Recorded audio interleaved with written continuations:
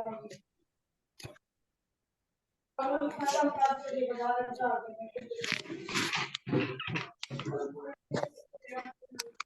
Text sound and images means के आप computer can only understand binary language 0 1, तो हम टेक्स्ट फाइल को कैसे स्टोर करेंगे कंप्यूटर में बाइनरी फॉर्म में, इमेजेस को कैसे करेंगे और साउंड को कैसे करेंगे। बेसिकली ये टॉपिक किससे रिलेटेड है, तो आपने बस यही देखना है कि टेक्स्ट फाइल को किस तरीके से आप उसको स्टोर करते हो कंप्यूटर में। तो टेक्स्ट फाइल सिंपल है। या मुझे 1 मिनट देना प्लीज।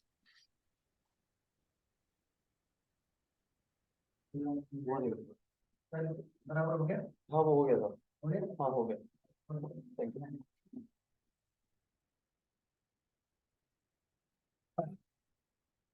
सॉरी यार। अच्छा। टेक्स्ट फाइल स्टोर करना, उसके लिए बेसिकली हम कोडिंग स्कीम्स यूज करते हैं। आस्की कोडिंग स्कीम है, यूनिकोड कोडिंग स्कीम है। ये कोडिंग स्कीम ये होती है कि आपके स्टैंडर्ड कोड्स उन्होंने बनाए होते हैं आपके, कि आप जब कीबोर्ड से कोई करेक्टर प्रेस करते हो तो कौन सी बाइनरी जो उसका इक्विवेलेंट कोड होगा, बाइनरी कोड, वो आप कंप्यूटर के पास जाएगा। सो बेसिकली जब आप ए प्रेस करते हो तो ये पूरा टेबल है, याद नहीं करना, ये होता भी नहीं है। ये आज की टेबल है सारा, ठीक है। और उसकी बाइनरी वैल्यूज नहीं दी हुई, डेनरी और हेक्सा वैल्यूज दी हुई हैं उसकी। ये डेसिमल मतलब है, ये डेनरी वैल्यूज है, और ये हेक्सा वैल्यूज दी हुई है। तो आप इसको बाइनरी में कन्वर्ट करके आप इसका कोड वगैरह देख सकते हो। तो इसलिए अब बेसिकली आज की ये दो दो कोडिंग स्कीम है, इसका थोड़ा सा इंट्रोडक्शन देखना। ये कहानी समझ आई हो क्या रहा है? आप कीबोर्ड से आप कीबोर्ड से की प्रेस करोगे, उसका बाइनरी कोड, ये जो आस्की टेबल है, ये हमारी रोम के अंदर स्टोर होता है ऑलरेडी। ये रोम से वैल्यू देखेगा कि उसका बाइनरी कोड कौन सा बनता है, और वो फिर सीपीयू के पास जाएगा। तो सीपीयू के पास सिर्फ 0 1 की फॉर्म में ही डेटा जाता है। सर इससे रिलेटेड क्वेश्चंस कैसे आएंगे? इससे रिलेटेड क्वेश्चंस आस्की और यूनिकोड का डिफरेंस आ सकता है। How you can store text file in computer in binary form, ये क्वेश्चन आ सकता है। तो ज्यादातर इसमें आस्की यूनिकोड का डिफरेंस ही है, सही है। ठीक है। और वो एक इसका जो यूज है वो कीबोर्ड के टॉपिक में है, कि कीबोर्ड से जब हम की प्रेस करते हैं तो वो सर्किट कंप्लीट होता है, फिर वो करेक्टर मैप के पास, वो करेक्टर मैप यही होता है। तो बाकी इसमें ज्यादा कोई डिटेल वगैरह है नहीं।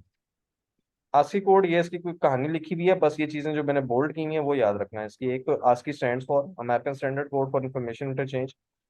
देन 7 बिट कोड होता है, मतलब जितने भी आपके जो इसमें करेक्टर्स होते हैं वो 7 बिट्स तक होते हैं। फॉर एग्जांपल ए का जो कोड है, मैं आपको एग्जांपल दे देता हूँ। ए का जो कोड है वो ये है, 1 के बाद 5 जीरोस हैं और फिर 1 है, ठीक है। तो आप इसको 0 0 से 7 अप हेक्साडेसिमल में, ये इसकी मैक्सिमम वैल्यू है। 127 आपके ये कोड्स टोटल बनते हैं। तो कीबोर्ड के जितने भी हमारे अल्फाबेट्स हैं वो सारे के सारे इसमें आ जाते हैं, क्योंकि कीबोर्ड की स्टैंडर्ड कीज जो होती हैं वो 105 या 108 होती हैं। तो उसके और इसमें 127 कोड्स आ सकते हैं। तो सारे के सारे कोड्स आपके इसमें 127 बिट में आ जाएंगे, जो हमारा स्टैंडर्ड कीबोर्ड है इंग्लिश वाला।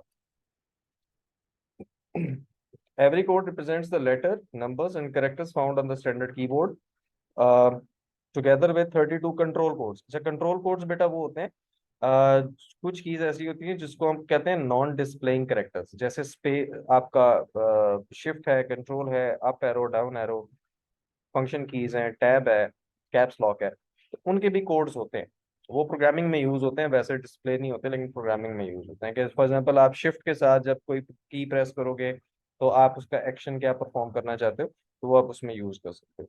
तो ये बेसिकली 3 4 लाइनें ये इसकी हैं, ये ऊपर ये इसकी जरूरत नहीं है, ये 163 में जो सेटअप हुआ जो भी हुआ इसकी भी जरूरत नहीं है। ये 2 पॉइंट्स इंपॉर्टेंट है, इट स्टैंड्स फॉर व्हाट, ये इंपॉर्टेंट है, ठीक है। ये पूरा टेबल दिया हुआ, टेबल नहीं याद करना, ये होना होता भी नहीं है, ठीक है। ये उन्होंने एक एग्जांपल दी हुई है upper case and lower case की। अगर आप स्मॉल ए टाइप करोगे तो उसकी ये वैल्यू आपकी सीपीयू के पास जाएगी, और अगर आप कैपिटल लेटर अगर आप डिस्प्ले करोगे तो उसकी आपके पास ये वैल्यू जाएगी। ठीक है, तो ये आपका बेसिकली वो डिफरेंस है। ठीक है, बट यहाँ तक क्लियर है। जी सर। Yes sir. देन जी sir. Extended ASCII. Yes sir. Extended ASCII में आपके पास 8 बिट कोड यूज होता है। तो 8 बिट कोड का मतलब है कि आपके नंबर ऑफ कॉम्बिनेशंस बढ़ जाते हैं। ये 255 का मतलब है, देखो ये वैल्यूज कहाँ से आती हैं। This is basically 2 raised to power 8। दिन बात कर रहे थे। ठीक है, ये आपके पास 2 की पावर 8 जो होता है वो होता है 256। तो 0 से लेके 255 तक जो वैल्यूज हैं आपकी, वो इसमें मतलब 256 बनते हैं टोटल नंबर ये। तो 256 करेक्टर्स आप इसमें रिप्रेजेंट कर सकते हो। 7 बिट में 2 की पावर 7 128 करेक्टर्स है, 0 to 127 ऊपर लिखा होगा इसमें। ठीक है, ये देखें 7 बिट कोड में 0 to 127 basically 2 raised to power 7।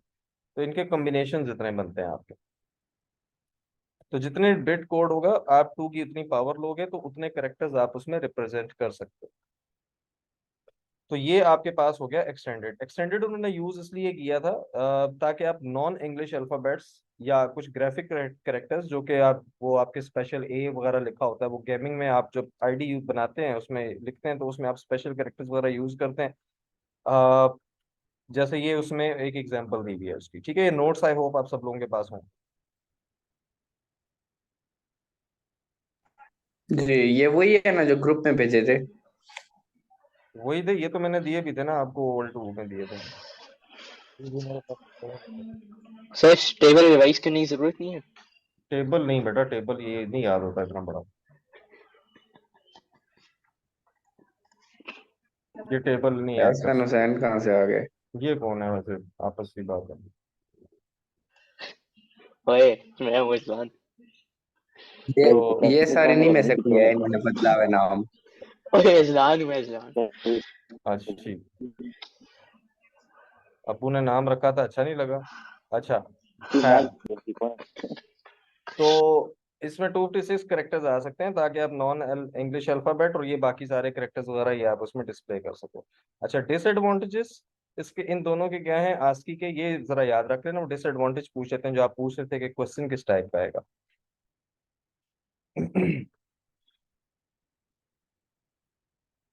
Azlan, yes sir. यार फजूल रखते हैं, बंद करो, ये बंद करो सारा कुछ। सही है सर। कर रहा हूँ 2 minute. Disadvantages, it does not represent characters in non western languages. आप मतलब चाइनीज करेक्टर्स वगैरह नहीं आ सकते इसमें, बाकी सारा कुछ नहीं आ सकता, ये इसका ड्रॉबैक है। अभी क्योंकि हमारा सारा, क्योंकि हमारा एक ही प्लेटफॉर्म, ग्लोबल प्लेटफॉर्म बन गया, आप ऑनलाइन कम्युनिकेशन करते हो, तो फॉरेन लैंग्वेजेस की सपोर्ट जरूरी है, तो उसकी वजह से यूनिकोड स्कीम इंट्रोड्यूस हुई है ना। Unicode is 32 bit coding scheme. इसमें यह है कि आप सारी की सारी foreign languages, non western languages भी आप उसमें इंक्लूड कर सकते हो, जिसमें उर्दू है, अरेबिक है, आपकी जापानीज, चाइनीज, हिंदी, सारे के सारे करेक्टर्स आ सकते हैं। बिकॉज 2 raised to power 32 बहुत बड़ी वैल्यू है, इसमें मिलियंस ऑफ ऑफ वैल्यूज आपकी इसमें आ जाती है। तो आपकी सारी लैंग्वेजेस में कवर हो जाती हैं। तो यूनिकोड आजकल की जितनी एप्लीकेशंस हैं वो सारी की सारी यूनिकोड पे ही चल रही हैं। बट यहाँ तक क्लियर है। जी सर। Yes sir. ठीक है, ये इसके 2-3 पॉइंट्स देख लेना, ये दो जी तीन जी। के सारी लैंग्वेजेस रिप्रेजेंट कर सकता है, सारे ऑपरेटिंग सिस्टम सर्च इंजन इसको सपोर्ट करते हैं, और सेवरल थाउजेंड डिफरेंट कैरेक्टर्स भी आप उसमें कर सकते हो। ठीक है, तो ये इनके गोल्स हैं कोडिंग स्कीम के। ठीक है, तो अब ये दो तरह की कोडिंग स्कीम्स यूज होती हैं। अब how text file can be saved, उसमें आपने यही लिखना है, when a user presses the enter key, it matches the character with the character map. Character map is stored in ROM, ROM के अंदर स्टोर होता है, and it displays that particular character. वो करेक्टर मैप से देखेगा कौन सा character user ने डिस्प्ले किया। 0 1 की वैल्यू जाएगी सीपीयू के पास, उसके बाद सीपीयू ने उसको जो भी करना है करे, वो सेव करे, उसको डिस्प्ले करे, या जो भी करे। तो ये सारा आपका उसमें आ जाएगा। बस इसका डिफरेंस देख लेना। डिफरेंस इसमें दो हैं, वो ASCII 7 बिट है या 8 बिट है। तो उसमें 128 या 256 करेक्टर्स आ सकते हैं, इसमें 32 बिट आ सकते हैं। ASCII सिर्फ सर सबका रटा मारना। रट्टा बेटा के, अगर आप इसमें ये 2-3 पॉइंट्स ही हैं, रट्टा कह लो या जो मर्जी कह लो। उसमें 7 बिट कोडिंग स्कीम है, ये 8 बिट कोड, ये सारा का सारा नहीं याद करना, बस इसमें मेन की पॉइंट्स याद कर लेना। अगर आप इसका डिफरेंस याद करोगे ना, डिफरेंस याद करोगे तो आपको रटा मारने की जरूरत नहीं होगी, क्योंकि वही उसमें आपके दोनों के पॉइंट्स आपके कवर हो जाएंगे। ठीक है। सही है सर। उसके बाद आ गई रिप्रेजेंटेशन ऑफ साउंड, कि साउंड वेव्स को आप कंप्यूटर में 0 1 की फॉर्म में कैसे आप उसको स्टोर करोगे। तो बेसिकली ये शुरू में साउंड की डेफिनेशन लिखी हुई है, ये सारी तो आप वैसे पढ़ लो रीडिंग के लिए, ये कि साउंड वेव्स होती क्या है, वाइब्रेशंस होती हैं एयर में, और उसको आप ह्यूमन ईयर उसको सेंस करता है, उन वाइब्रेशंस को इंटरप्रेट करता है। और एक साउंड की फ्रीक्वेंसी, वेवलेंथ, एम्पलीट्यूड होता है, फिजिक्स में पढ़ा होगा आप लोगों ने। एम्पलीट्यूड बताता है कि कितनी आपकी उसकी लाउडनेस कितनी है। ठीक है। इसमें जो क्वेश्चंस आ सकते हैं वो क्वेश्चन मैंने बनाए हुए हैं यहाँ पे, ये दो तीन तरह के क्वेश्चंस आ सकते हैं। Why we need to convert sound waves into digital form. ठीक है, उसकी रीजन बिल्कुल सिंपल है, because computer can not understand sound waves, it is analogue data, so we have to convert it into digital form. ठीक है। ठीक है। सेकंड क्वेश्चन आ सकता है, define sampling and how it works. Sampling basically, sample जैसे आप कहते हो किसी भी चीज का, हम सैंपल कहते हैं कि आपका सारा का सारी चीज आप इंफॉर्मेशन अगर नहीं कह सकते तो आप उसके छोटे छोटे सैंपल्स बनाते हो। तो sampling means measuring the amplitude of the sound wave, क्या आप उसका एम्पलीट्यूड मेजर करोगे। This is done using analogue to digital converter, ADC. अच्छा, ये जो एडीसी है ना, ये होता है एक्चुअली साउंड कार्ड आपका। तो साउंड कार्ड होता है वो एडीसी का काम करता है, एनालॉग सिग्नल्स को डिजिटल में कन्वर्ट करता है। To convert analogue the sound waves are sampled at regular time intervals. आप एक रेगुलर टाइम इंटरवल ये आप सेट करते हो। ठीक है, ये आमतौर पे हमारे जो सॉफ्टवेयर होता है उसमें बिल्ट इन होता है कि कितने टाइम में आपने कितनी साउंड वेव्स जो है वो सैंपल करनी है। और amplitude can not be measure precisely, so approximate values can be stored. तो आप उसका एम्पलीट्यूड, फॉर एग्जांपल ये अगर आप ग्राफ देखें शायद आपको उसमें समझ आ जाए ज्यादा अच्छे से। ये टाइम इंटरवल है 20 सेकंड्स का रखा हुआ है, और ये एम्पलीट्यूड रखा हुआ है। इससे ऊपर अगर कोई वेव जाएगी तो उसको वो निकाल देंगे हम। ठीक है। मैक्सिमम 10 ही कंसिडर होगी। तो ये आप कम कर सकते हैं, ज्यादा कर सकते हैं, जितनी क्वालिटी आपको अच्छी चाहिए आप उतनी कम या ज्यादा इसको कर सकते हैं। ठीक है। लाउडनेस आपको कितनी चाहिए वो सारे डिपेंड करता है कि आप किस चीज के लिए आप साउंड को रिकॉर्ड कर रहे हो। तो ये एक आपका बेसिकली सैंपल बनेगा कि 20 सेकंड्स तक आपने जितनी भी वेव्स उसमें आ रही हैं आप उन सबको मेजर कर दो। ठीक है। तो this is called basically a sample.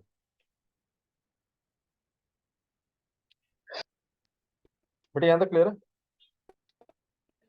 Ji ji. Sir. ठीक है।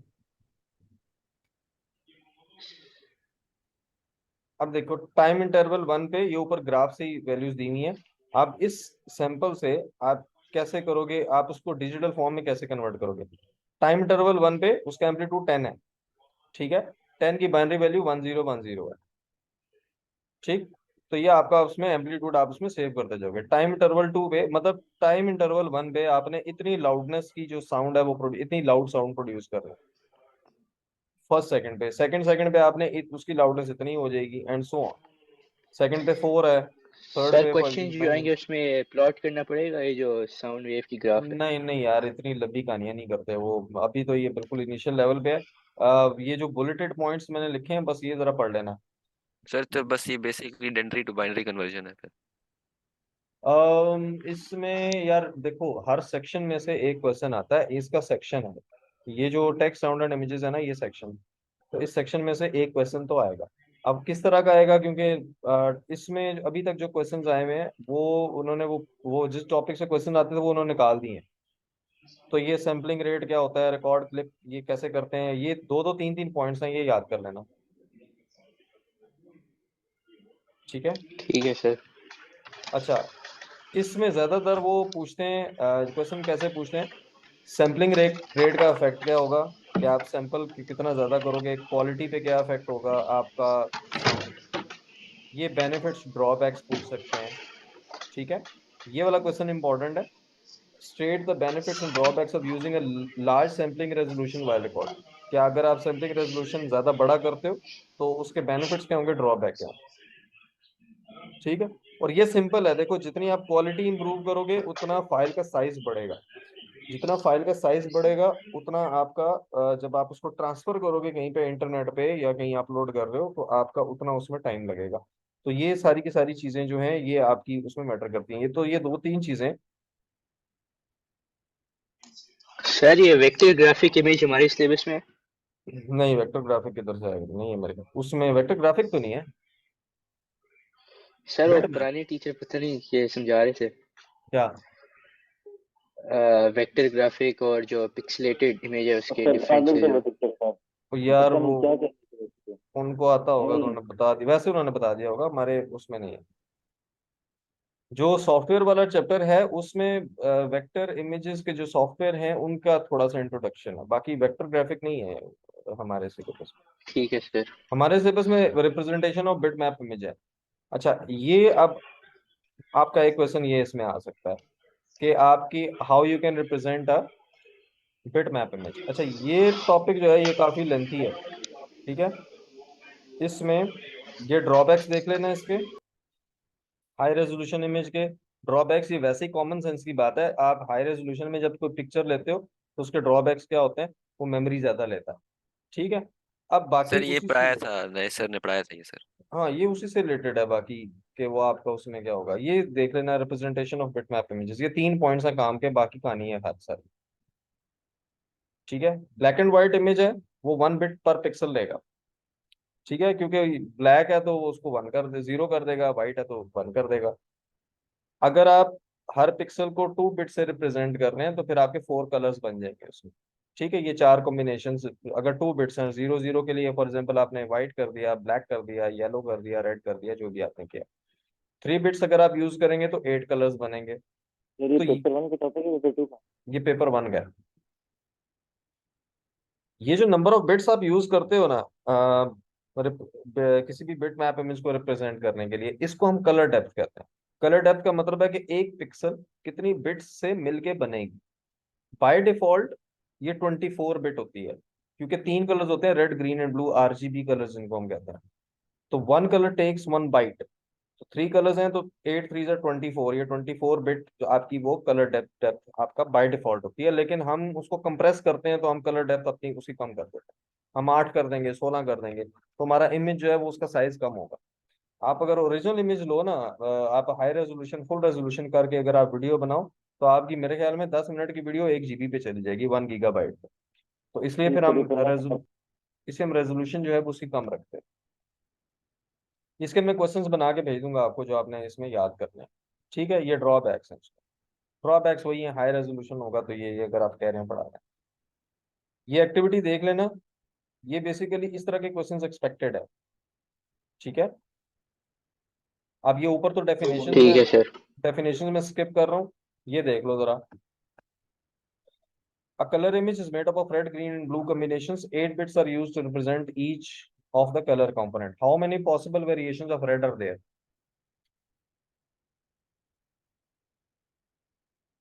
हाँ जी, आप बताएं। 8 बिट्स हैं, नंबर ऑफ पॉसिबल कॉम्बिनेशंस कितने बनेंगे सिर्फ रेड के? 120। 2/8। 2 की पावर 8, ठीक है। ये क्या होगा यार,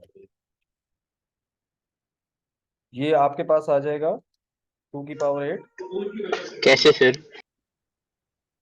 बेटा एक मिनट बताता हूँ, ये कितना बनता है, 256 बनता है मेरे ख्याल में, हाँ। बेटा 8 बिट्स है ना, ऊपर दिया हुआ है उसने, ठीक है, कि हर कलर के लिए, सही है सर। ये ऊपर देखें, 8 bits are used to represent each colour component. तो ये जितनी आपकी नंबर ऑफ बिट्स होती हैं उसके उतने कॉम्बिनेशन बनते हैं। फॉर एग्जांपल अगर 1 बिट आप यूज करते हो, 1 बिट में या 0 आएगा या 1 आएगा, ठीक है।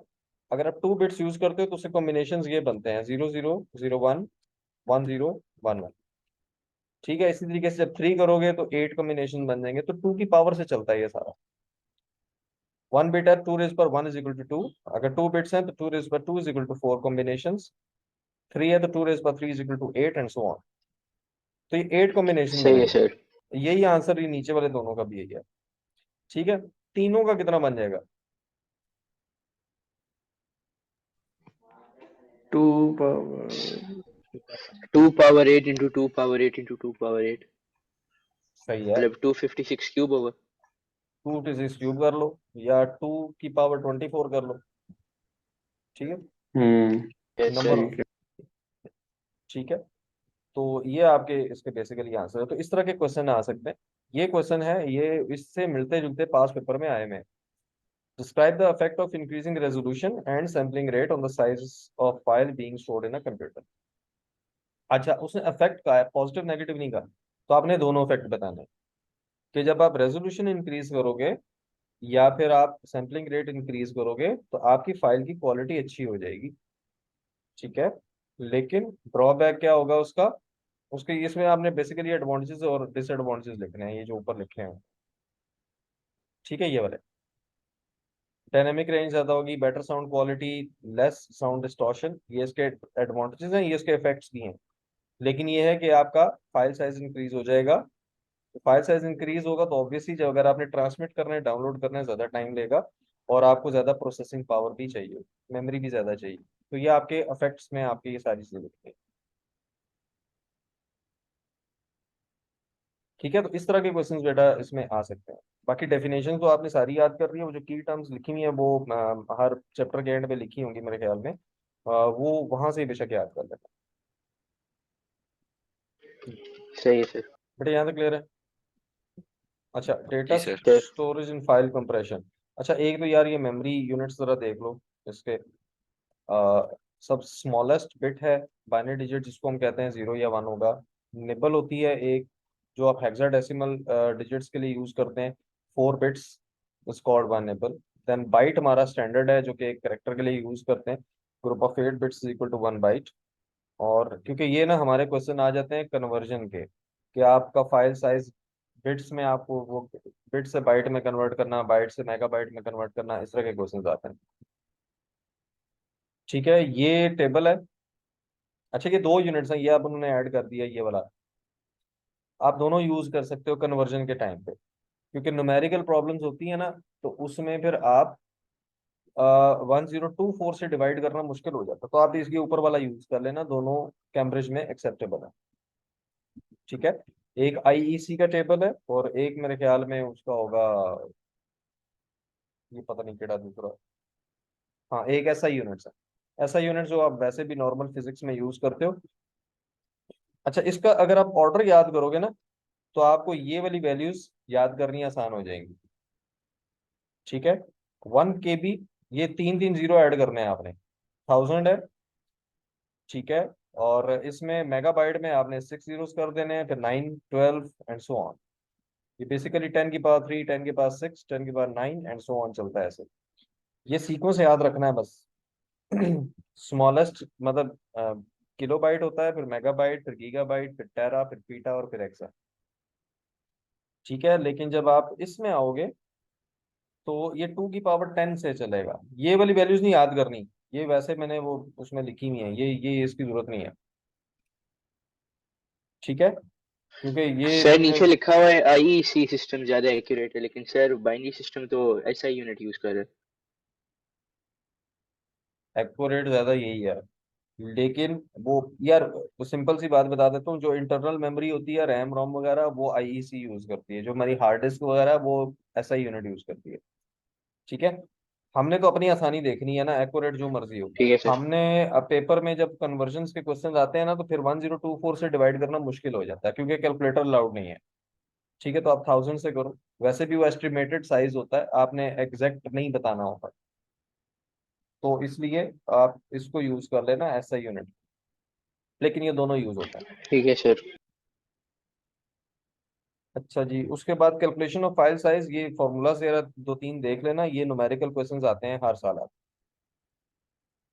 इमेज को कैसे कैलकुलेट करोगे? इमेज रेजोल्यूशन क्वेश्चन में दी होती है, कलर डेप्थ ये भी क्वेश्चन में दी होती है। आपने सिंपली उसको कैलकुलेशन करनी है।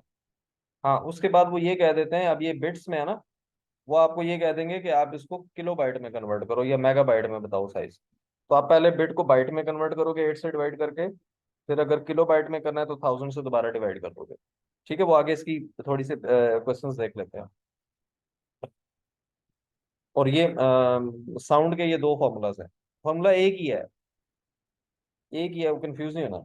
मोनो साउंड और स्टीरियो साउंड होती है ना, मोनो साउंड होती है जिसमें एक ही तरह की साउंड होती है, स्टीरियो होती है जिसमें मल्टीपल साउंड होती हैं। तो इसमें sample rate sample resolution, length of sample in seconds, ये मिनट में दिया होता है, सेकंड में कन्वर्ट करना होता है। जब स्टीरियो होगा तो बस इसी को 2 से मल्टीप्लाई कर दो तो आपका स्टीरियो बन जाएगा। ये सारी चीजें आपको क्वेश्चन में दी होती हैं, ठीक है, जैसे ये एग्जांपल्स हैं आपकी। A photograph is 1024 into 1080 pixels and use a color depth of 32 bits. How many photographs of this file could fit into a memory stick of 64 GB? ठीक है, अच्छा ये काफी कॉम्प्लिकेटेड क्वेश्चन है इसमें। ये एग्जांपल थी बुक वाली, इतने कॉम्प्लिकेटेड आते नहीं है वो, आमतौर पे इतना देते हैं क्वेश्चन। ठीक है, calculate the file size in gigabyte या मेगाबाइट। पहले इसका फाइल साइज कैलकुलेशन देख लो। Multiply the number of pixel to find total number of pixel, इन दोनों को मल्टीप्लाई करना है और उसको कलर डेप्थ से मल्टीप्लाई कर देना। कलर डेप्थ हमारी दी हुई है 32। ठीक है, अब ये आंसर हमारा बिट्स में आएगा। ये जो आंसर आया हमारा ये बेसिकली बिट्स में आया। ठीक है, तो जब आप उसको बाइट में कन्वर्ट करोगे तो 8 से डिवाइड करना पड़ेगा, तो आप उसको 8 से डिवाइड कर दो। ये नजर आ रहा है सबको, समझ भी आ रहा है या मैं अकेला ही बोलता जा रहा हूँ? जी सर आ रहा सर फिर से रिपीट करेंगे। बेटा नंबर ऑफ पिक्सल्स ऊपर दी हुई हैं, ठीक है, इनको आपने मल्टीप्लाई करना है तो आपके पास टोटल नंबर ऑफ पिक्सल्स आ जाएगी। उसके बाद आपने उसी कलर डेप्थ, ये भी आपको दी हुई है, उससे मल्टीप्लाई करना। ऊपर फॉर्मूला देखो ना क्या था, फॉर्मूला था सर ऐड नहीं करना है पहले वाले में टोटल नंबर फाइंड करने के लिए? क्या? ये जो multiply number of pixels to find total number of pixels लिखा हुआ है, इधर हाँ, ऐड नहीं करेंगे हम? नहीं नहीं बेटा मल्टीप्लाई होते हैं ना, ये वो 1024 ये इनटू फॉर्मूला इन्होंने दिया होगा। नहीं, ये फॉर्मूला याद रखना है, ये वाला, अच्छा ठीक है। ये फॉर्मूला से याद रखना है ये तो। ठीक है, तो नंबर ऑफ पिक्सल्स मल्टीप्लाई करेंगे हम, जो भी आपको दी हुई है। ये बेटा रोज एंड कॉलम्स होती हैं तो इनको मल्टीप्लाई करना होता है आपस में। इनको मल्टीप्लाई करेंगे, टोटल नंबर ऑफ पिक्सल्स आ जाएंगी। उसको फिर आप कलर डेप्थ से मल्टीप्लाई करेंगे अकॉर्डिंग टू दैट फॉर्मूला। ठीक सर है, कैलकुलेटर अलाउड नहीं है तो ये कैसे करेंगे? कैलकुलेटर अलाउड नहीं है, मैं बताता हूँ उसमें कैसे करेंगे। एक तो इतना मुश्किल क्वेश्चन आता नहीं है, दूसरी बात ये जो 32 डिवाइडेड बाई 8 आप एक ही स्टेप में कर दो, इसको 4 से मल्टीप्लाई कर देना। ठीक है, ठीक है सर, ठीक है। आगे 8 से डिवाइड कर रहे हो ना आप, इसको इधर ही 8 से डिवाइड कर दो, तो बेसिकली ये रेजोल्यूशन, और उसको आप 4 से मल्टीप्लाई करोगे तो आपका आंसर बाइट्स में आ जाएगा। उसके बाद आपने 1024 से नहीं, आपने 1000 से डिवाइड करना है। ठीक है, तो 1000 से तो वो आपकी कैलकुलेशन आसान हो जाएगी। फॉर एग्जांपल मैं इसी को अगर सिंप्लीफाई करता हूँ, आपको एक मल्टीप्लिकेशन तो करनी पड़ेगी। ये जो आपकी रेजोल्यूशन दी गई है 1024 into 1080 which is equal to 1105,920। ठीक है, ये आ गया। इसको मल्टीप्लाई करो 8 से, बल्कि ये भी ना करो, ठहरो, इसको मल्टीप्लाई हमने किससे करना था? 32 से, और उसको हमने डिवाइड करना है। डिवाइड किससे करना है? 8। और जब आप करोगे इसको किलो बाइट में कन्वर्ट तो 1024 से डिवाइड करना, ऐसे ही होगा। अगर 1024 है, आप देखो कैलकुलेशन सिंपल होगी, 1024 से कट जाएगा, 8 4 32 हो जाएगा, तो आपने सिर्फ 1080 इंटू 4 करना है। तो कैलकुलेशन इतनी मुश्किल नहीं है, ये यहाँ पे थोड़ी कॉम्प्लिकेटेड करके मैंने बना दिया, पता नहीं क्या ठीक है किया। ठीक है। दूसरा ये कि इसमें आप 1024 से अगर ऊपर वाली वैल्यू डिफरेंट है, आप उसको 1000 से डिवाइड कर दो तो वो आपके पास इसमें आ जाएगा। इसके मैं थोड़े पास पेपर क्वेश्चंस देखता हूँ, थोड़ी जो जो पेपर में आए हैं, ये तो बुक की एग्जांपल्स हैं, इन्होंने काफी कॉम्प्लिकेटेड दी हुई है। बहरहाल ये एग्जांपल देने का मकसद सिर्फ ये था कि आपको पता हो कि आपका ने फाइल साइज कैलकुलेशन कैसे करनी है। वैल्यूज सीधी सीधी ऊपर क्वेश्चन में दी होती हैं, आपने उसको सॉल्व करना है। इसको सॉल्व करते हैं। ये क्या है? 1920 इंटू 1536। इसको इसको मल्टीप्लाई करेंगे 16 से। ठीक है, और उसके बाद फाइल साइज हमें चाहिए मेगाबाइट्स में। पहले तो 8 से डिवाइड करेंगे, मेगाबाइट का मतलब है 1024 इंटू हम्म 1024। ठीक है, तो ये डिवीजन है बेसिकली। अब इसको सॉल्व करना है। पहले तो 8 2 16 कर दो, फिर इसमें 2 के टेबल से काटते जाओ, ये आखिर में आपकी वैल्यू छोटी सी बच जाएगी। ठीक है, और इसको बल्कि ठीक। इसको 1000 कर लो बेशक। सर 1024 कहाँ से है? 1000 कर दो बेटा, मेगाबाइट पूछा है ना उसने। ये आंसर अच्छा अच्छा सही। बिट्स में आ रहा था ना, ये बिट्स में आ रहा था। पहले बाइट में कन्वर्ट करने के लिए 8 कर दिया, किलो बाइट के लिए 1000 से डिवाइड किया, मेगाबाइट के लिए दोबारा 1000 से डिवाइड कर दिया। तो ये आपकी कैलकुलेशंस है, आप इसको काट दो जितना काट सकता है, और उसके बाद आप इसको सॉल्व करना। ये 2 के टेबल से काटना शुरू करोगे, ये इजीली हो जाएगा। सर आपको अर्शल हेलो बोल रहे हैं। अरसल, अच्छा। अच्छा बेटा, इसके पास पेपर क्वेश्चंस में आपको मेरे ख्याल में मैंने आपको दिए हुए भी थे, उसकी प्रैक्टिस कर लेना। ये वाली एग्जांपल थोड़ी मुश्किल है, लेकिन यार आप ओ लेवल्स पे आके ये नहीं कह सकते कि मुझे मल्टीप्लाई डिवाइड करना नहीं आता, ठीक है? तो वो जरा मुश्किल हो जाता है, इसलिए इस तरह की चवल नहीं मार सकते ना। ठीक है। ये साउंड का है 44.1 किलो हर्ट्स, 8 बिट्स, 2 चैनल्स। तो बेसिकली 2 से इन तीनों को मल्टीप्लाई कर दो बस, 2, 8 और 44.1, तो आपका आंसर आ जाएगा 1 सेकंड का। और ठीक है। 30 सेकंड के लिए जो ऊपर आंसर आएगा उसी को 30 से मल्टीप्लाई करेंगे, तो वो 30 सेकंड्स का आ जाएगा। और बिट्स में होगा तो एमबी के लिए दोबारा उसको 1000 डिवाइड बाय 1000 सर मॉक्स लेंगे आप? मैंने पेपर बना के भेज दिया। नहीं मॉक्स वो टेस्ट होते। Revision test. सर इनको बोले ये ही पेपर ना ले यस सर, सर। 3 महीने से कुछ टीचर ने पढ़ाया नहीं, एकदम से पेपर लेना शुरू हो गए क्विज पे, इंसानों वाले रखते सर। यार भाई, मैं अपना ऑफिशियली स्कूल का पार्ट नहीं हूँ, तो मैं कुछ कर नहीं सकता। ये मैं आपको सर आप खुद बताएं सर, कोई इंसानियत है सर, 3 महीने कुछ पढ़ाई नहीं और बच्चों बेचारों से पेपर ले रहे हैं। 3 महीने क्या मतलब है? अभी महीना तो मुझे हुआ है, आए हुए हुआ है। सर चले महीना हो गया सर, कोई बच्चे बेचारों मेरे को तरस खाते हैं सर। नहीं नहीं, तुम लोग जैसों को तो वैसे भी दस खाना चाहिए, मैंने पता नहीं क्यों खा लिया। अच्छा, डेटा कंप्रेशन। अच्छा यार, अभी के लिए ये तो क्लास मेरे ख्याल में एंड होने वाली है। बेटा यहाँ तक क्लियर है? अच्छा, अब जरा देख जी लो। सर। मैं 1 मिनट क्लास सर दूसरी शुरू कर दें? दोबारा स्टार्ट करता हूँ, करता हूँ। मैं दोबारा स्टार्ट करता हूँ, दोबारा ज्वाइन करना है। Okay sir. Sir same link और पासवर्ड है। वही है, वही सही है। है सर।